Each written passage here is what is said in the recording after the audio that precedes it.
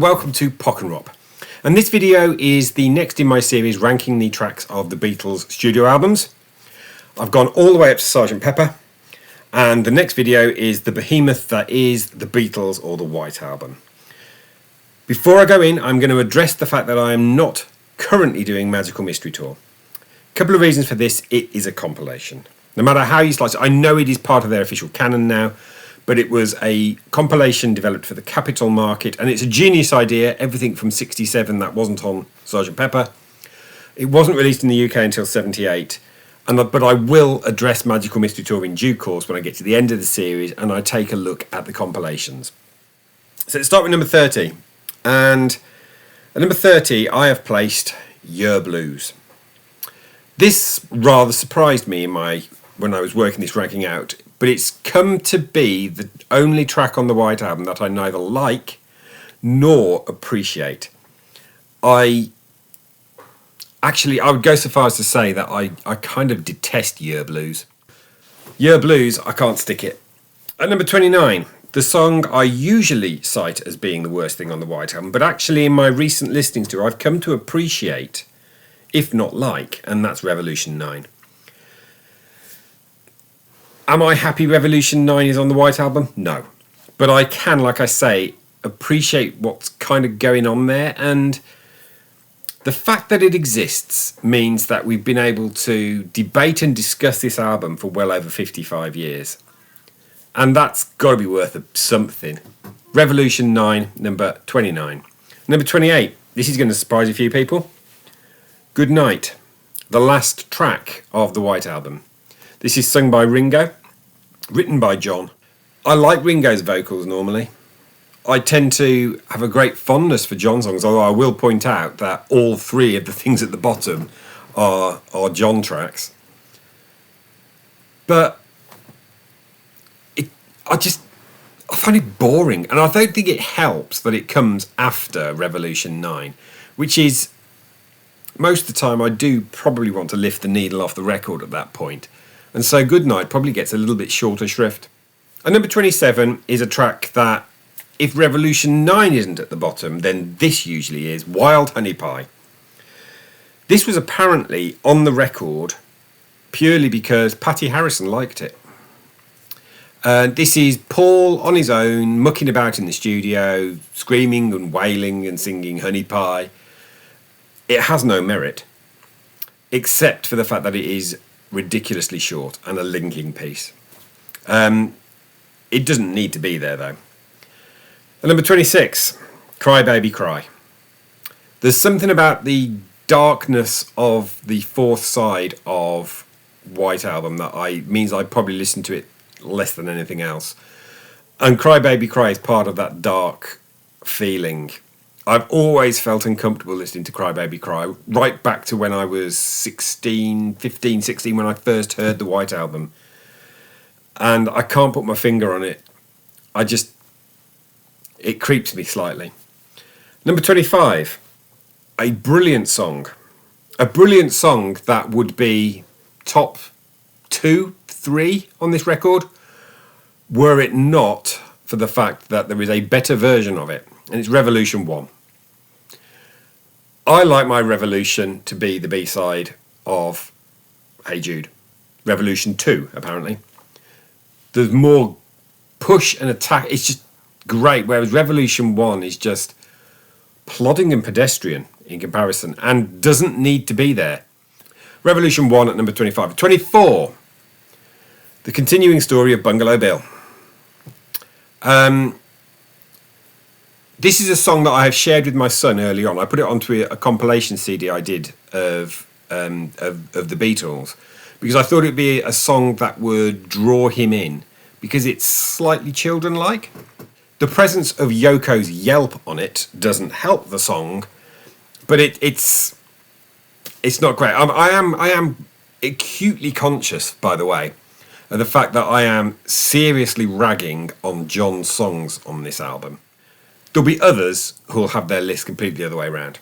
Fair enough, it's the White Album, for heaven's sake, as Paul himself said. The continuing story of Bungalow Bill at 24. At 23, Why Don't We Do It in the Road? There's nothing wrong with this song. It's incredibly short. It's great fun. It's just Paul and Ringo having a blast in the studio, recording this ridiculous little short ditty about two monkeys that were seen when they were in India, are basically mating in the middle of the road and saying, why don't we do the same? It's actually quite subversive, really, but it's my number 23. Number 22, and my deepest apologies to the author of this song, it's Don't Pass Me By. I'm so sorry, Ringo, to have put it this low. However, we are now into a position where everything that's on this record I actually really like, if not love. And Don't Pass Me By, why don't we do it in the road, is the tipping point for that. Don't Pass Me By, Ringo started writing this back in 1963. He finally completed it for the White Album, and it's a good country song. What do you want to... It's a really good country song, Don't Pass Me By. And number 21, Everybody's Got Something to Hide Except for Me and My Monkey. This is a great rock song, a great driven rock song by John, lurking on side 3 of the record, and I believe I included it in my my reimagined, because I think the White Album would be poorer without it, but there are songs that I like more. And one of them is at number 20, and that's Obla Di Obla Da. This gets a lot of hate. I am in the camp of I don't particularly like White Man Do Reggae. I've said this many times on this channel, but Obla Di Obla Da might be one of those exceptions. Because it's just fun and it's joyous, and yes, it's granny music. It's Paul spreading the canvas to include as many people as possible, but I think he does a really good job on Obla Di Obla Da. This got to number 1 in the UK when it was done as a cover by Marmalade, so it's not a bad song. It's a really fun song. And number 19, from side 4 of the record, the upbeat moment on that record side, Honey Pie.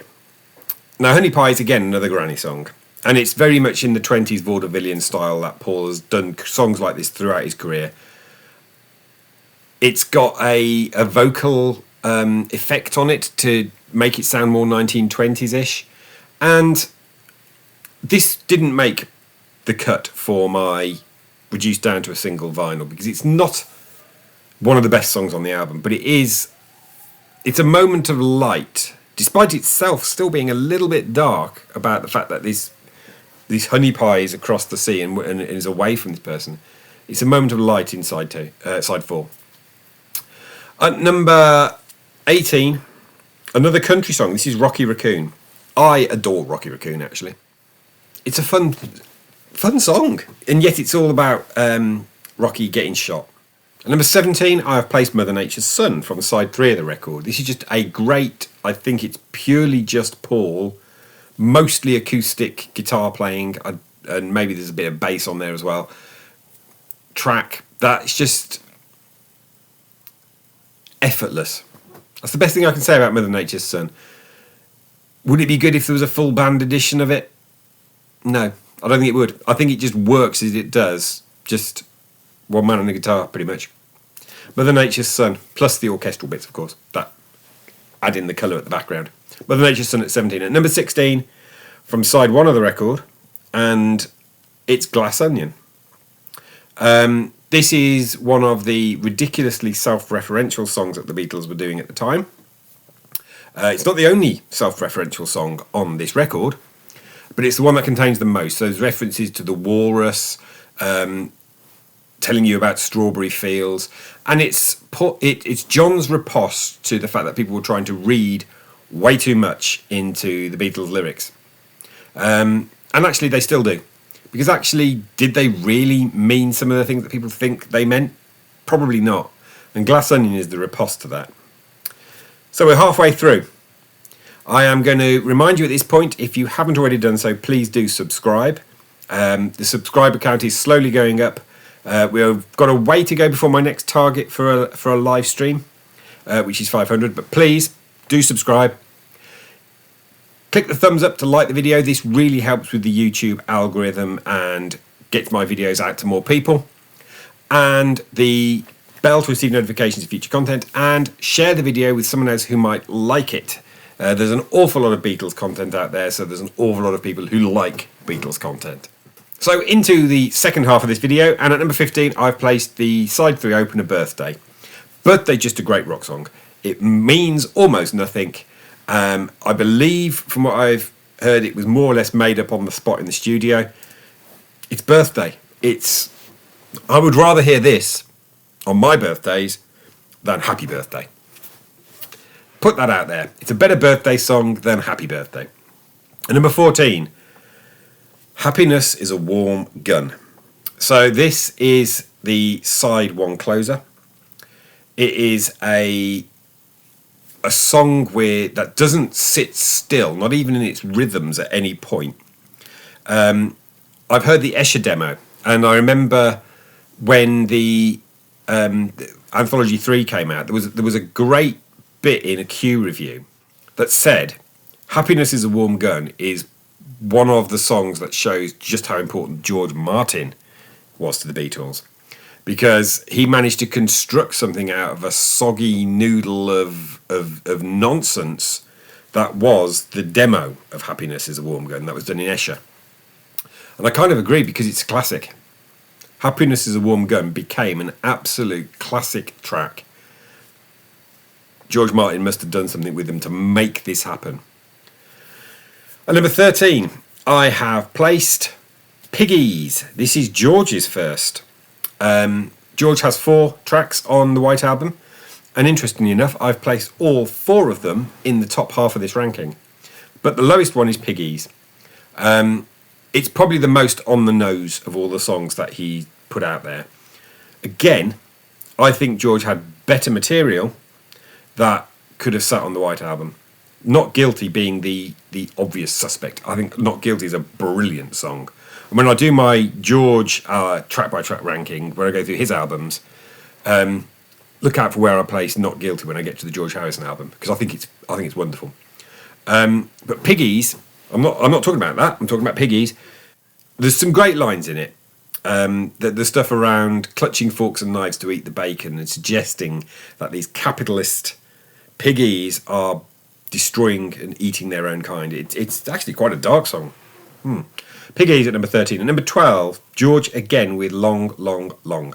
Now this used to be right down near the bottom. Nowhere actually on the bottom, but I thought this was a slight pointless song. I've grown to really, really like Long, Long, Long in the last few years. I think the fact that after you've had the crash and wallop of things like Everybody's Got Something to Hide Except for Me and My Monkey and Helter Skelter, the understated quietness of Long, Long, Long feels jarring. But I do like, in its own way, the fact that it fits into a narrative on this album, that there's an uncomfortableness and darkness with Long, Long, Long that is going to indicate where side 4 is going to go. So I like its placing, and I do really like the song now.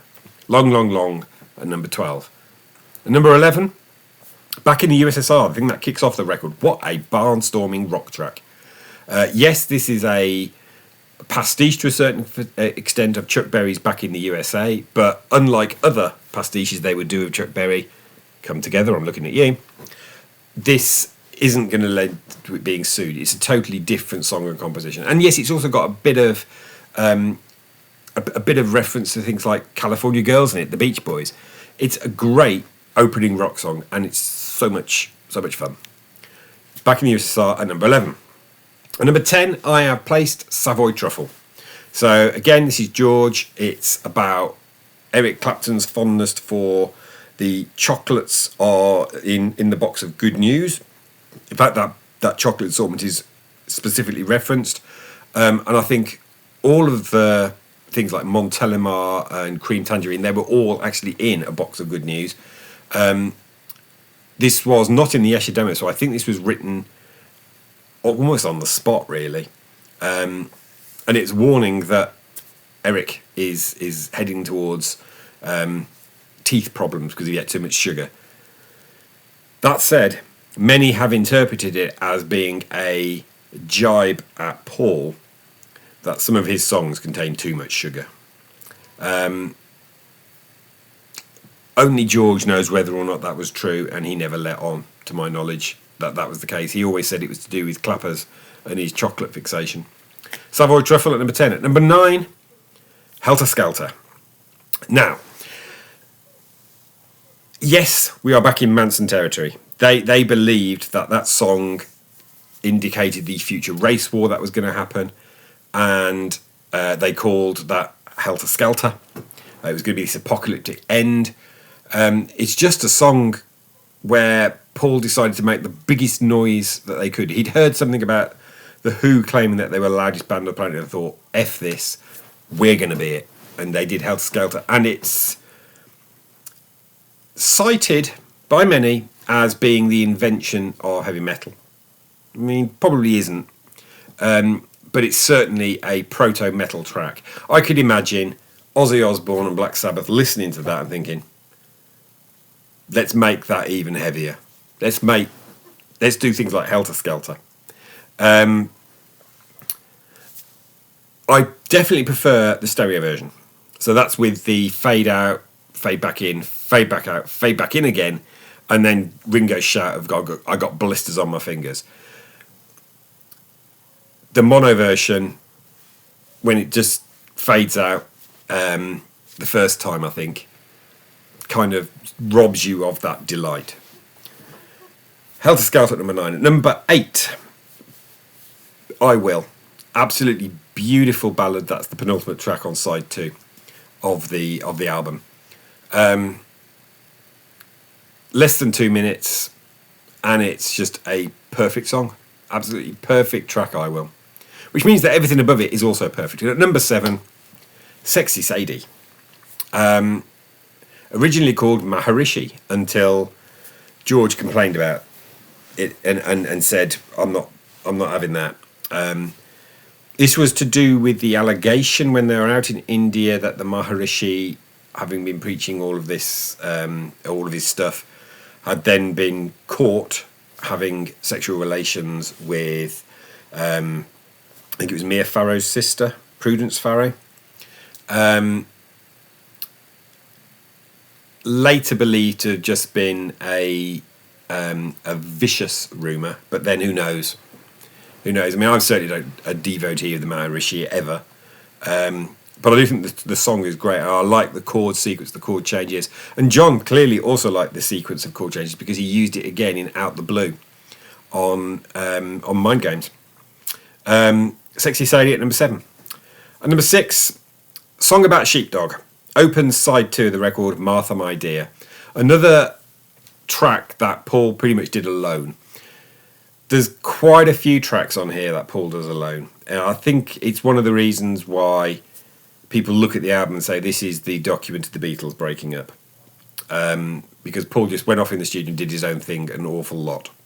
And of course, famously, Ringo walked out, which is why Paul plays the drums on Back on the USSR and Dear Prudence. Martha My Dear is a really, really strong track. It's musically fascinating.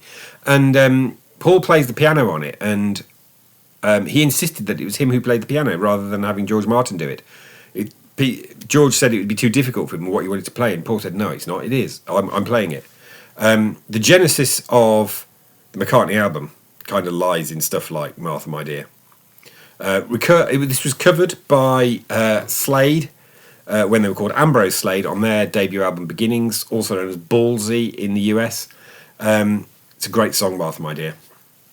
Top 5 time, and at number 5, I'm So Tired. Curse Sir Walter Raleigh, he was such a stupid get. It's again, it's something of John to rhyme cigarette with git, but pronounce it as get. And it does work. It really does work. I really like I'm So Tired a lot. It's a highlight of the record. And number 4, I have placed Dear Prudence. This was about Prudence Farrow, and written in Rishikesh by John, encouraging her to come out because she was staying in her little hut on the commune or whatever it was. Again, I mentioned already, it's Paul playing the drums on this. It segues in from back in the USSR and famously covered and turned into a hit single, a highest charting hit single by Susie and the Banshees, a band my daughter is very fond of. Dear Prudence is a great song, as proven by the fact that it is a great cover by Susie and the Banshees. My number 4. Number 3, While My Guitar Gently Weeps. Often cited by many as the greatest song on the White Album, certainly was cited that way when the album first came out. It features Eric Clapton on electric guitar doing Eric Clapton things, but the best version of the song for me is the acoustic one that's on the Anthology collection and indeed on Love. George asked Eric to play because they were in the studio working on the song and he felt they weren't taking the song seriously. And this was a major problem within the Beatles towards the end, particularly for George, about how his songs were not treated with any respect. And so he asked clappers to come in and play, and the band were all on their best behaviour and turned in a terrific performance. Like I say though, I think the acoustic one is better. Would it have been better on the White Album if it had the acoustic one with the additional verse about I look from the wings at the play that you're staging while I'm sitting here doing nothing but aging? Yeah, actually I think it probably would be. Because my favourite tracks from the White Album are both solo acoustic tracks, and it wouldn't have been out of place for George to have done the same. Because at number 2, Julia. This is a gorgeous solo acoustic song. It didn't need anything else. John's mum had died, I think it was 10 years previously, and that had basically impacted his life as any loss of a mum will do, but particularly in the fact that she died in quite in a violent way when she was hit by a bus, a number 9 bus, I believe. Julia is, for me, John's best acoustic track across his entire career. Now, he does a few others, but Julia's lovely.